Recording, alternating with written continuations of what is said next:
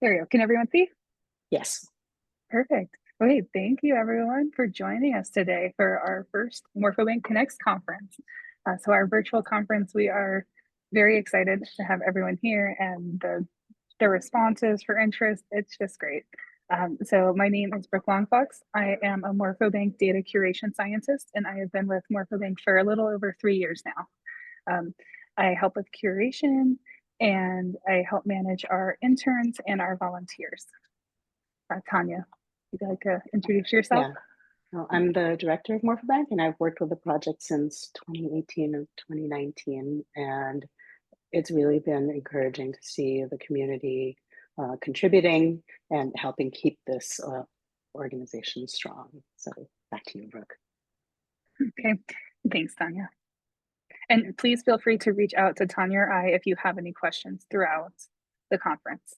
And if you need to email, you can email us if you have our individual emails, or you can email curator@morphobank.org. So I'll go ahead and take it away. So our schedule, we have today and tomorrow. Today is presentations. So right now I'm going through our welcome presentation, and then we'll take it off and have everyone present individually. We have 7 presentations that are each going to be about 15 minutes with questions. And then we'll have our keynote by our founder of MorphoBank, Maureen O'Leary. And then I'll have a short little conclusion and a volunteer recognition for our volunteer curators. And then tomorrow we have in the morning a hour and 45-minute workshop for those who are interested in learning more about MorphoBank. Or if you already use MorphoBank but aren't sure of all the features or interested in learning about more features, feel free to attend that workshop. And then we'll have 2 hours tomorrow for project support. And so if you need help working on a project, or you have your data sets and don't know how to even get it in MorphoBank, we will be available to answer any questions.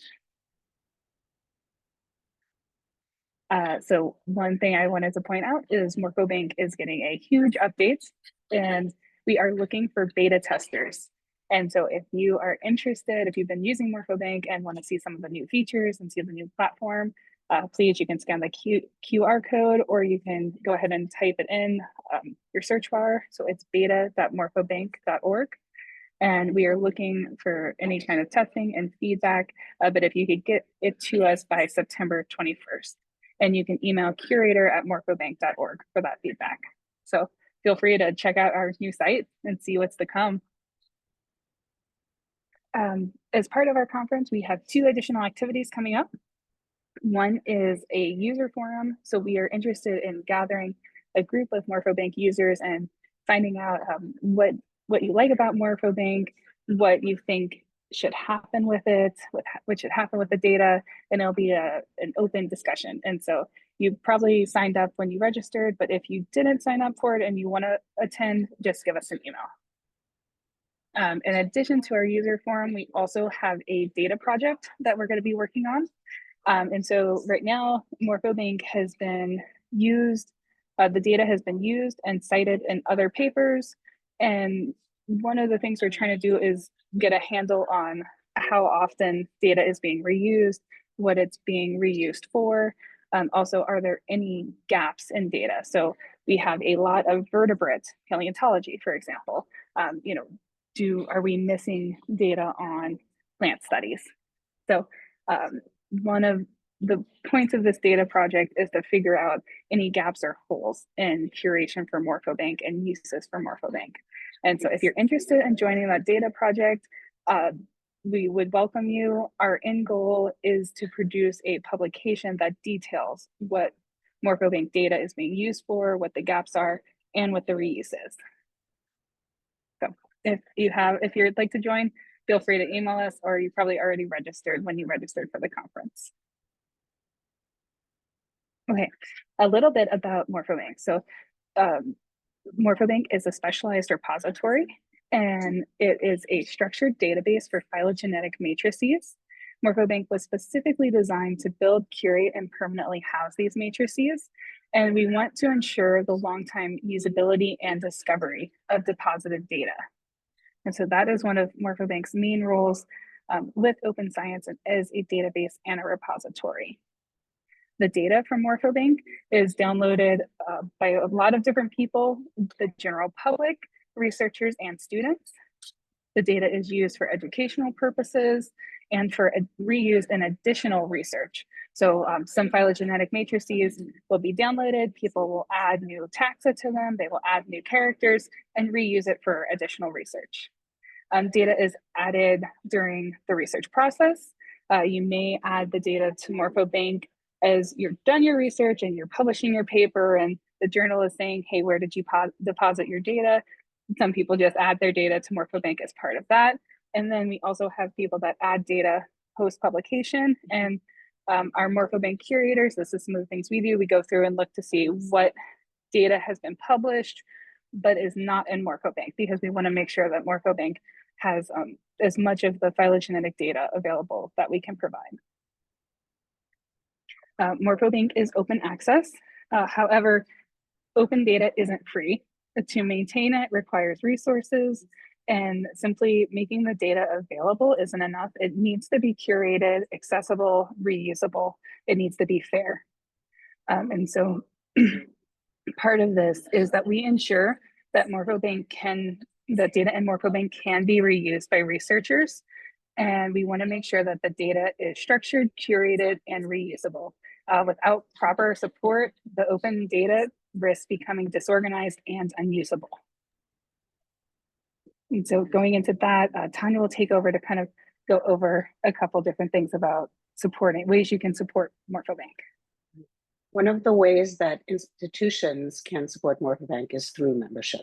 And that's at the level of the academic institution. So think your library or at the museum if you're working at a museum. Membership shows that you value MorphoBank's role in research, and it helps us preserve and sustain this resource for future researchers. It also supports our work in curation, so that when you put the data into MorphoBank, you really fulfill that desire and prescription for open data. The icons on the left, supporter, leader, and champion, are 3 different levels of support that a member institution can provide. Next slide, please. So we are committed to MorphoBank being open access, and that means that regardless of whether or not your institution is a member, you have access to the full capability of the website. You can deposit, you can download, whether you're a member or not, and the member institutions allow the rest of people using MorphoBank to access those full features. If you use or plan to use MorphoBank for storing your data or for gathering your phylogenetic data, it's possible for you to include a line item in your grant proposal to support MorphoBank, and that's regardless of which country you are based in. And if you're interested in supporting MorphoBank this way, because maybe your institution cannot become a member for any reason, again, curator@morphobank.org is the place to reach out to us. Next slide, please. So currently, MorphoBank is supported by a National Science Foundation of the US grant that's expiring very soon. It's also supported by Phoenix Bioinformatics, which is our home institution, and by membership, which I just talked about briefly. And at the bottom, you'll see the logos of the various member institutions that currently support MorphoBank, and I see faces from institutions there in this, in the people that are participating. And if you were part of facilitating membership, we really thank you for helping support our mission. Back to you, Brooke. Okay, thank you. That was our brief introduction to MorphoBank and our welcome. So we will go ahead and begin with our first presentation.